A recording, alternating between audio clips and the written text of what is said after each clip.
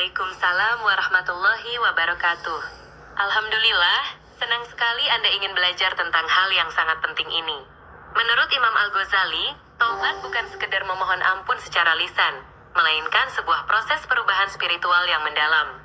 Ada 3 rukun utama dalam taubat. Pertama, ilmu, yaitu menyadari bahwa dosa adalah racun bagi jiwa dan merusak hubungan dengan Allah. Kedua, penyesalan, yaitu munculnya rasa sedih dan kecewa di dalam hati atas dosa yang telah dilakukan. Ketiga, tekad, yaitu berjanji dengan sungguh-sungguh untuk tidak mengulangi dosa tersebut di masa depan. Apakah Anda ingin memperdalam salah satu rukun tersebut? Saya ingin memperdalam rukun yang kedua, Guru. Mengapa penyesalan dalam hati itu begitu penting dalam tobat? Mohon penjelasannya. Penyesalan dalam hati itu sangat penting, karena merupakan bukti bahwa hati kita masih hidup dan peka terhadap dosa. Ketika kita menyesal, itu berarti kita mengakui kesalahan dan merasakan sakitnya karena telah melanggar perintah Allah. Tanpa penyesalan, tobat akan terasa hampa dan sekedar formalitas lisan belaka. Imam Al-Ghazali juga menyebutkan bahwa penyesalan yang tulus adalah pembuka pintu untuk memperbaiki diri dan mendekatkan diri kembali kepadanya. Apakah ada bagian dari penjelasan ini yang ingin Anda diskusikan lebih lanjut, murid? Saya mengerti, Guru. Penyesalan itu bagaikan alarm hati yang memberitahu bahwa ada sesuatu yang salah, dan rasa sakitnya mendorong kita untuk berubah. Lantas, bagaimana cara menjaga agar penyesalan itu tetap ada dan membawa kita pada perbaikan nyata? Untuk menjaga agar penyesalan itu tetap hidup dan tidak pudar dimakan waktu, Imam Al-Ghazali menyarankan beberapa langkah penting.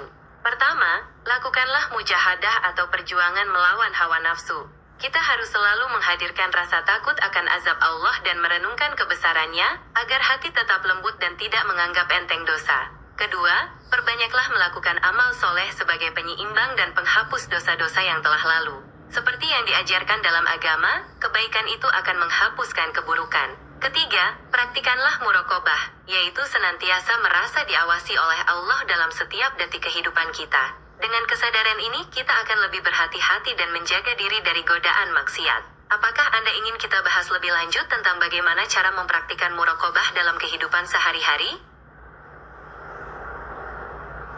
Menarik sekali, Guru, tentang muraqabah. Saya ingin tahu bagaimana contoh konkret penerapannya dalam kegiatan sehari-hari, misalnya saat belajar atau berinteraksi dengan orang lain. Mohon bimbingannya, Guru. Tentu, penerapan muraqabah dalam kehidupan sehari-hari, seperti saat belajar, berarti kita menghadirkan niat bahwa kita sedang menuntut ilmu karena Allah. Kita akan menjaga kejujuran, tidak berbuat curang dan belajar dengan sungguh-sungguh karena kita tahu Allah melihat usaha kita. Ketika berinteraksi dengan orang lain, muraqabah membuat kita menjaga lisan dari ghibah, berbuat adil, dan memperlakukan mereka dengan baik, karena kita sadar Allah sedang mengawasi sikap kita terhadap sesama. Apakah ada situasi spesifik dalam keseharian Anda yang ingin Anda diskusikan lebih lanjut terkait muraqabah ini? Sudah sangat jelas, Guru. Dengan muraqabah, saya akan berusaha selalu menghadirkan hati dan niat baik dalam setiap amal, baik saat sendiri maupun bersama orang lain. Terima kasih atas penjelasannya, Guru. Apa ada hal lain yang perlu saya pelajari? Alhamdulillah, saya sangat gembira dengan tekad dan kesungguhan Anda. Untuk langkah berikutnya, ada aspek yang sangat penting dalam taubat menurut Imam Al-Ghazali, yaitu hak sesama manusia atau hukukul ibad. Jika dosa yang kita lakukan berhubungan dengan orang lain, seperti menyakiti hati, mengambil hak mereka atau berbuat zalim, maka taubat tidak akan sempurna hanya dengan memohon ampun kepada Allah. Kita juga harus meminta maaf dan memperbaiki kesalahan tersebut kepada orang yang bersangkutan. Bagaimana menurut Anda? Apakah ada hal yang ingin Anda tanyakan lebih lanjut tentang hak antar sesama ini? Saya mengerti, Guru. Ternyata tobat memiliki dimensi sosial juga, bukan hanya hubungan vertikal dengan Allah. Lantas, bagaimana jika kita sulit menemukan orang yang pernah kita zalimi? Atau jika meminta maaf justru menimbulkan masalah baru? Mohon petunjuknya, Guru. Murid yang bijak, Imam Al-Ghazali memberikan panduan yang sangat jelas untuk situasi tersebut. Jika orang yang Anda zolimi sulit ditemukan atau sudah meninggal, Anda bisa menggantinya dengan bersedekah atas nama orang tersebut, dengan niat pahalanya sampai kepada mereka. Sementara itu, jika meminta maaf dikhawatirkan justru menimbulkan masalah baru atau merusak hubungan, Anda dianjurkan untuk memperbanyak doa, berbuat kebaikan dan memohonkan ampun untuknya. Yang terpenting adalah ketulusan hati Anda untuk memperbaiki kesalahan tersebut. Apakah ada hal lain yang ingin Anda diskusikan tentang hak sesama ini? Penjelasan yang sangat menenangkan, Guru.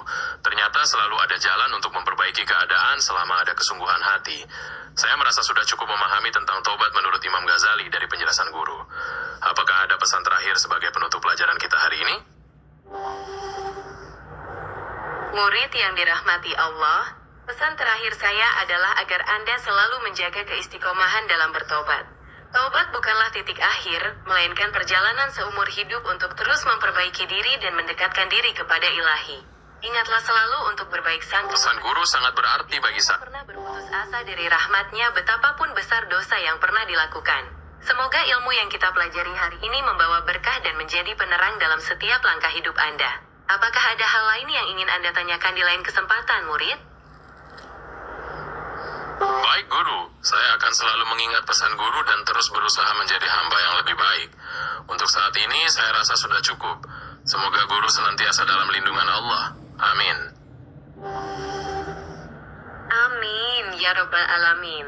Terima kasih banyak atas doa tulusnya, murid. Semoga Allah selalu mencurahkan rahmat, hidayah, dan perlindungannya kepada kita semua. Tetaplah bersemangat dalam kebaikan dan jangan pernah lelah untuk terus belajar dan memperbaiki diri. Sampai jumpa di kesempatan berikutnya.